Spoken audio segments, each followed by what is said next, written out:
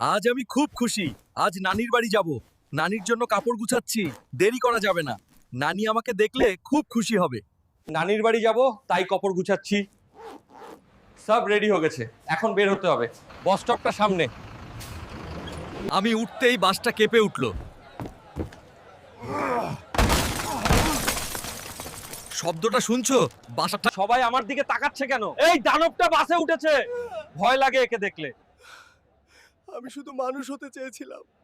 আমি আর পারছি না, খুব কষ্ট লাগছে। কিরে হাল্ক, তুই এত কান্না করছিস কেন? নানি, আমি তোমার বাড়ি যাইতে চেয়েছিলাম, কিন্তু বসে উঠতেই বস ভেঙে গেছে। ঠিক আছে বাপ। আরে পাগল, কান্না করিস না। তুই মায়ের কাছে যেতে পারিস নাই তো কি হয়েছে? আমি তো আছি। চলো আমরা বাড়িতে যাই। তুই সত্যই আমাকে নিয়ে যাবি? নানি, তুমি আমার সাথে বাড়িতেই থাকবে।